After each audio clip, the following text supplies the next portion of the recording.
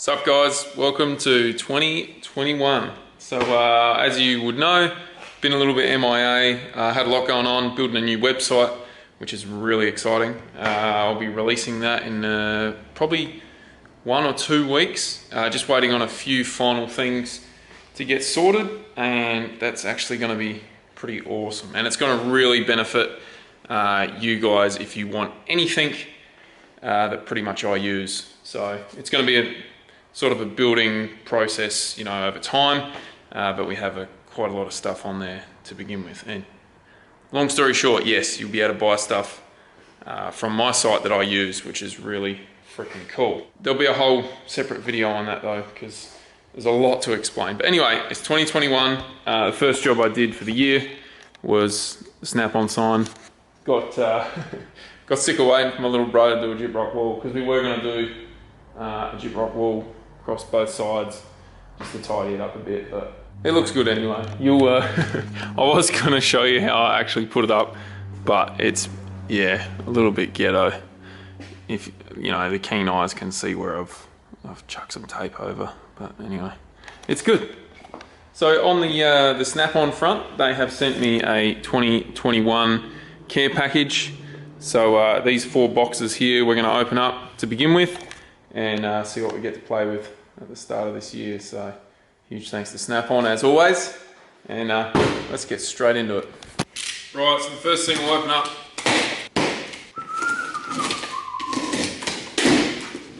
ooh, tool number 1. Okay, next one is, this one's going to be handy. This is a compression gauge set. There it is there, guys. Look at that. So we'll be using this a lot. That's sick.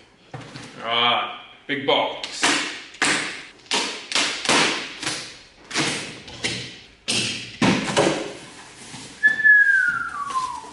It's bad boys. Ooh! So this is a dial indicator.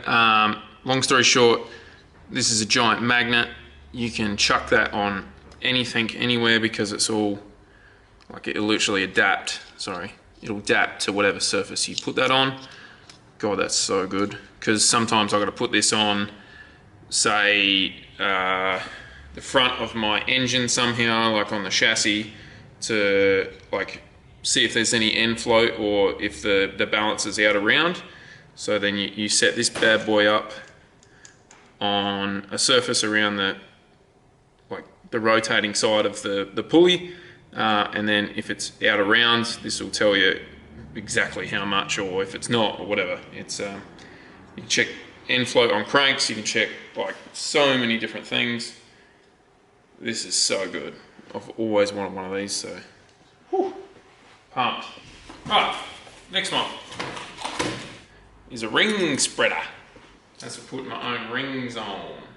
Pistons, obviously. Look at that. Anyone know what I need that for? Getting into freaking deep holes.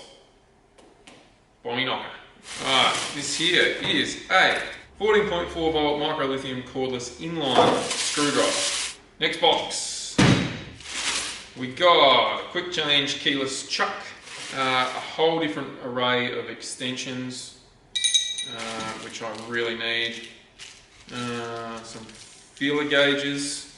Very handy. A heap of them actually, like really tiny ones and then angled ones, so I can get under buckets and shims and stuff like that. More tech bits, adapters, all very handy stuff. Next box is a 14.4 volt micro lithium cordless impact wrench. This is a baby one. Yeah, just for those quick little jobs here and there. Oh yeah, a new set of deep sockets.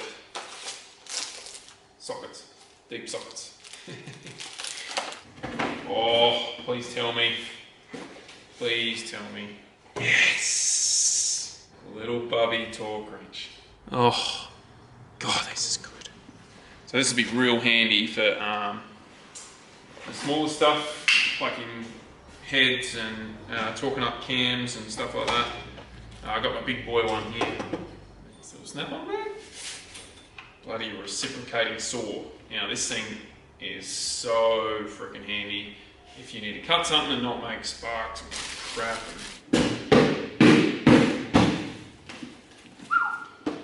Oh, this bag is going to be so handy for the track.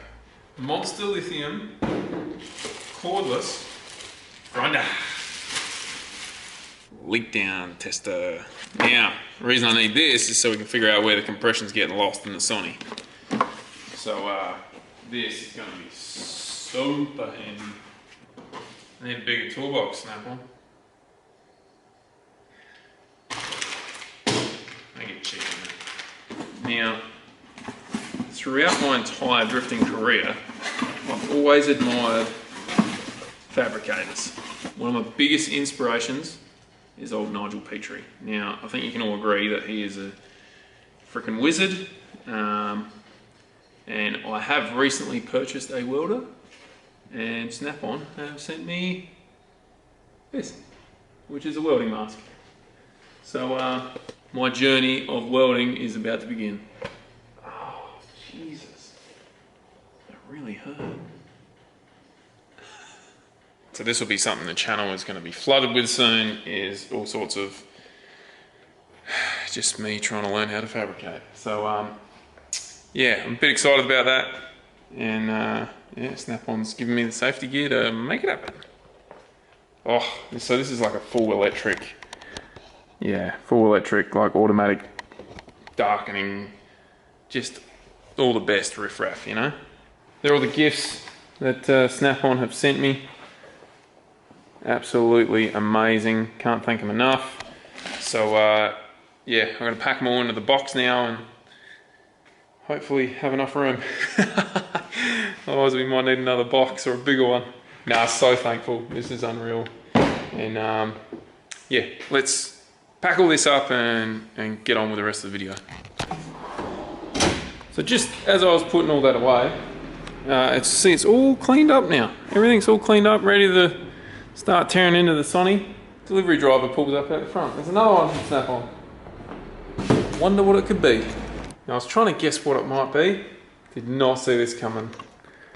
Vacuum brake bleeder. Now, for anyone that knows or has done, you know, bleeding of the brakes, you can't exactly do it on your own. Now, this makes that possible. It's so freaking handy. Literally, chuck it into your like air compressor line, fill it with fluid, and just sit there with the trigger on, and it will bleed the whole system. It'll pump all the fluid through, so if you want to just put fresh fluid in.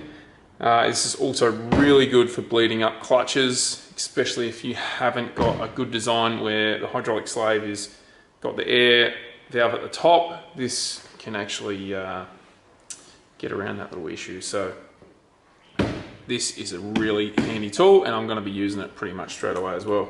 So that's that from Snap-on. Thank you again, guys.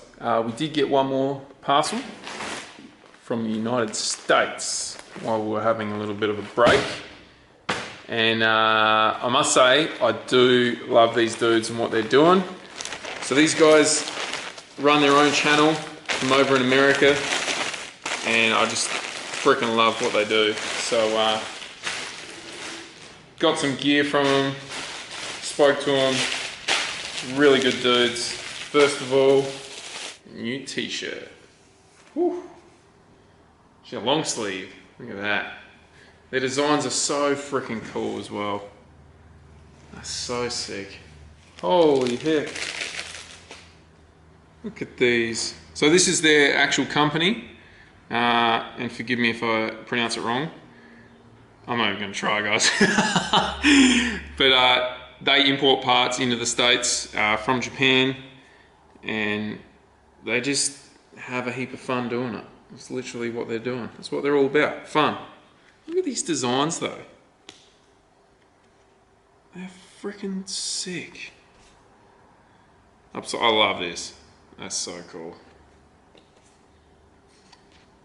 Man, these are just, that's what we're all about. God. They look like freaking limited edition stickers, eh? Oh, and they kind of are, because they keep selling out. So I had to get in before the drop on this one. So yeah, I begged them after I missed the first drop. And last but not least, new hoodie, because who doesn't need a new hoodie every day of the week? Simple design on the front and a sick logo on the back. Look at it. Damn, they didn't skimp out on the quality either. So massive shout out to Josh. I really wish I could pronounce your garage. Barron's Garage. I'm pretty sure that's right. But it's EOT. That's their YouTube channel. I know that for a fact because I've heard him say it properly. But yeah, massive shout out to Josh. You're a legend, mate.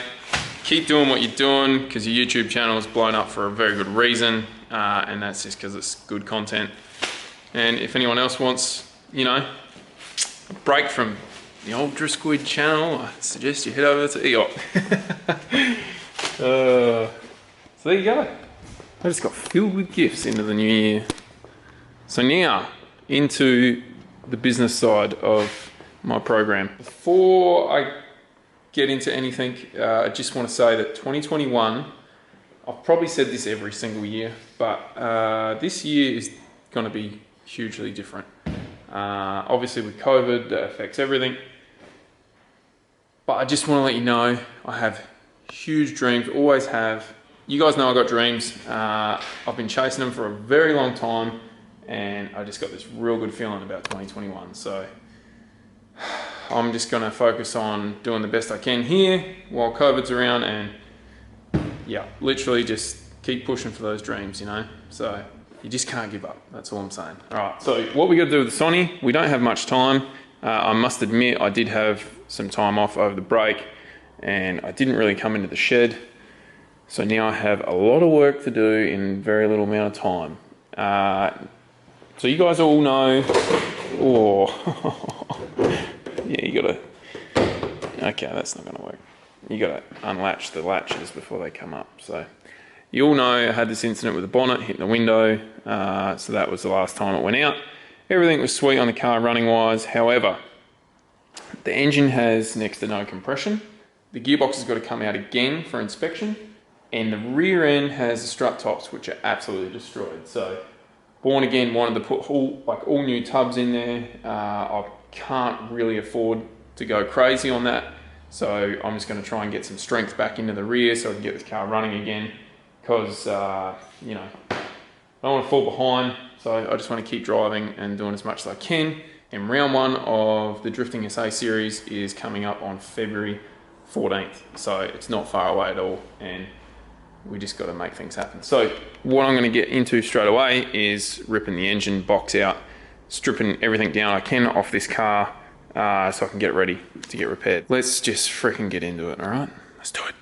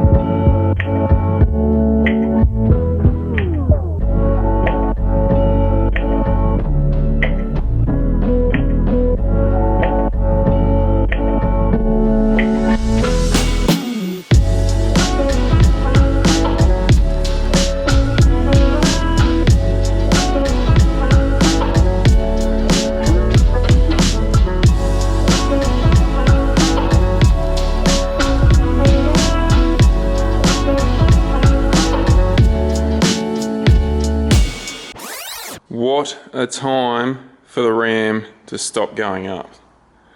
Wow, that's just amazing. Thanks, engine crane. I'm just going to try and top it up with fluid and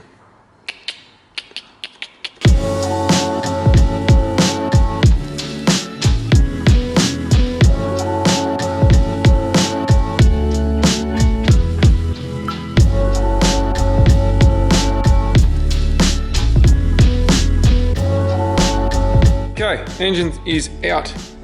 What I could have done, guys, if I got real stuck then, was obviously lower the car. So taking the car off jack stands, and I probably would have just got the engine out if I really did get into a pickle, but I just added some more fluid because obviously it's been leaking in the out. I just need to buy a new ram, so the bolts on the bottom there and the top. I think you can get them for about 80 bucks off eBay. So yeah, I'll probably get one of them because I can't keep banking on topping it up with fluid. But yeah, you just chuck some trans fluid in the guts there, and then you'll come tomorrow morning and it'll be back on the ground. So as you can see, this engine and box has not been out for a long time. Now usually in the old Squid fashion, I used to pull this engine out pretty much at least every second event and check everything over, have a look at the clutch and all that sort of stuff. So this has obviously developed some oil leaks. Nothing major, that's just coming out the breather, because I always like to top that up a little bit more, because the G-Force only holds like 900 mil of oil. I don't quite understand how it manages to do what it does and be so indestructible. But the first thing we're going to do is we're going to strip that down, make sure that's all perfect, and then I've found a few little oil leaks around the engine, like nothing crazy where it's just dripping on the ground. It's just developing stuff that I don't like. So timing cover will come off, we'll check timing belt. I'm gonna chuck the snap-on leak down tester on it and see where this compression's getting lost, because I really don't think it's the rings, because otherwise it would have a fair bit of blow-by, which it has 0. And yeah, we'll just inspect everything. Turbo's good. This thing has seriously been through hell and back. That's like 10 years old, that bad boy. That's like the original, I thought I heard a sound then. That's like the original Garrett 3582R, the old Helps manifold.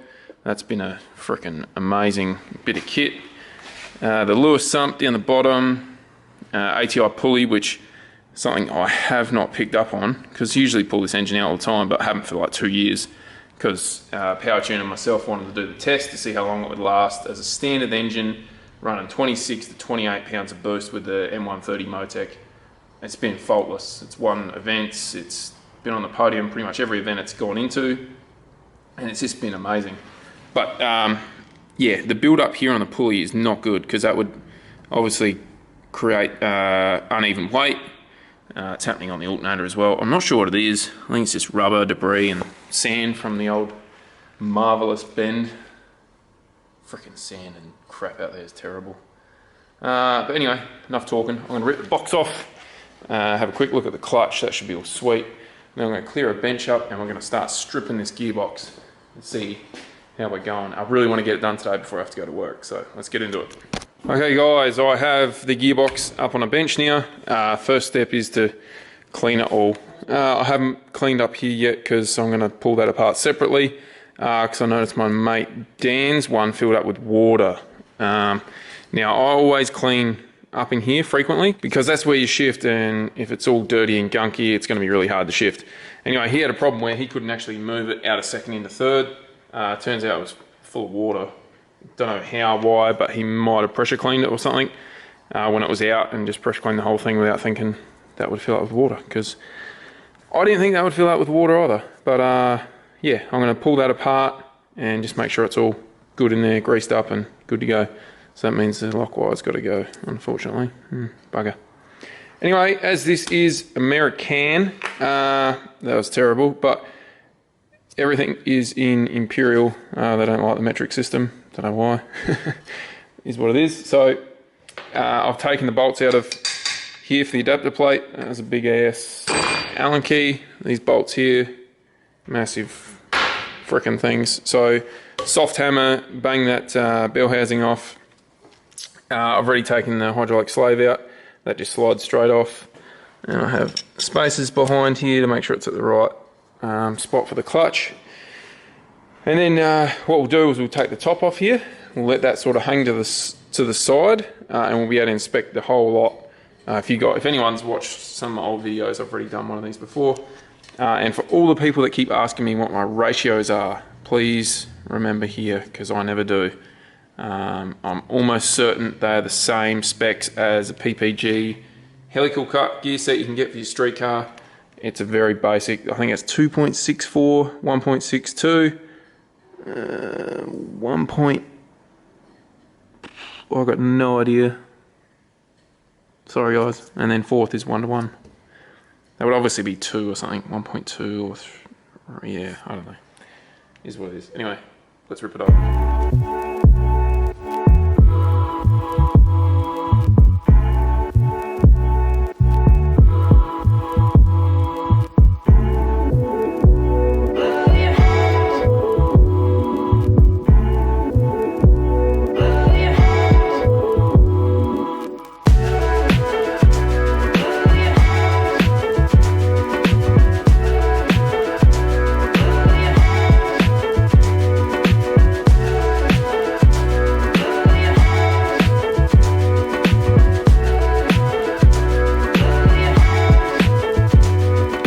Alright, so first thing you would normally do is lift the top hat here. It's a little bit awkward one-handed. And underneath there is the selector forks. So looking at them, they're like the G-Forces. Pretty sure they're like heavy duty ones. And you just look for stress fractures or them splitting apart or whatever, because they obviously grab onto the sliders here and move them around to engage gears. So they sit on these two, or one sits on there, one sits on that one, and they smash between, you know, either side to pick a gear. So they look really good. That's a good start. As you guys would have picked up already if you got a keen eye, this gear here, which I think is second gear, yeah it would be, is really rough. Looks like I've given it a hard time, which I would have. So what I got to do there, yeah, that's real bad actually. So I've got to pull this apart and I've got to replace this gear and the one underneath it, because that'll be on the main shaft going back. So yeah, but all the dog rings and sliders are surprisingly really good. Oh no, there's a little chip in that one. Driver error. Oh yeah, little nick in that one. That's second gear. Yeah, no, maybe not. So second gear, it's not too bad. Fourth and first, they're always really good. And the slider and everything on that's all sweet. So I just got to get second gear and the slider for it. So part numbers are on them. I've got to rip it apart, get those part numbers, hit up my buddy in the States, and get them ASAP so we can put them back together. So it's pretty simple. That's the gearbox essentially kind of diagnosed. I'm going to obviously pull it down further, but yeah, so simple to inspect these things. Anyway, let's rip it apart before I go to work. Make sure I get the part numbers.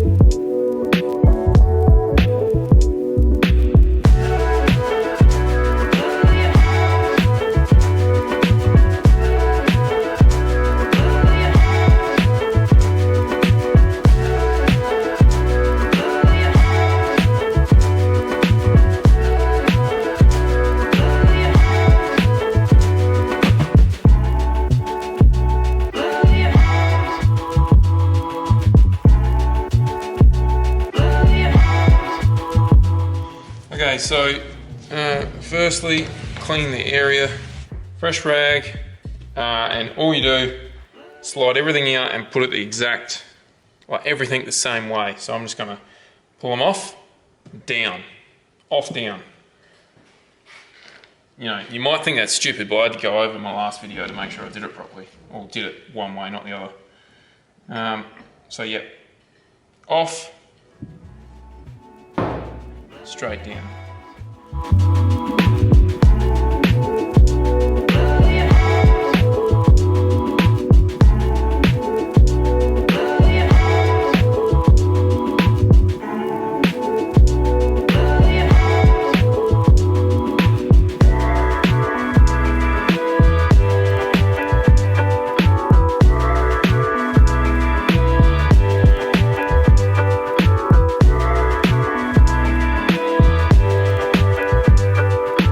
Leave them like that because we don't need to go back further at all. So all we need to do is look at second gear, which is here, and maybe this slider.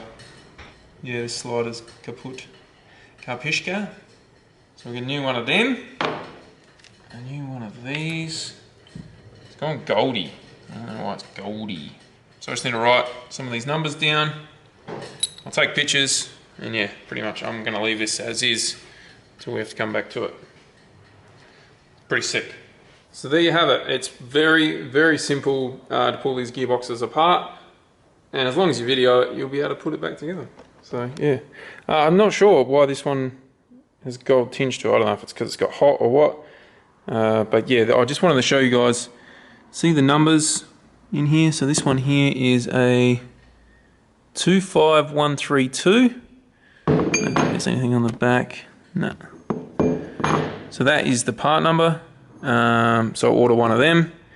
Okay, so this here is the gear, the dog ring for that gear. So if you damage this, you can just change this without having to get a whole new gear, which is really cool about these. Oh, so there it is on the back. Yeah, so they make it really easy. 20. So what was that? That's how you figure out the ratio as well. So 2720, so there's 27 teeth on that one, 20 on this bad boy. See, 2720, and everything else is sweet. Like all these are good. Fourth's always, oh, it's wearing a little bit, but it's pretty good. I'm gonna sell this gearbox after this event anyway, so, and the one out the Beamer, because I want to do something else. All right, guys, we'll leave it at that. Hope you enjoyed that. It was a bit of a long couple of days to get this video done because I've just had work early and then yeah, doing a couple extra hours here and there. So that's it. We're going to get full steam ahead into the rest of the car. I'm going to take it to Born again, try and get the rear end fixed up and get it ready for an event coming up very soon, February 14th, round 1, Drifting SA. Fingers crossed I can get work off. If I can't go. It's that simple. It is what it is. But yeah, hope you enjoyed that, guys, and I'll see you on the next video. Peace out.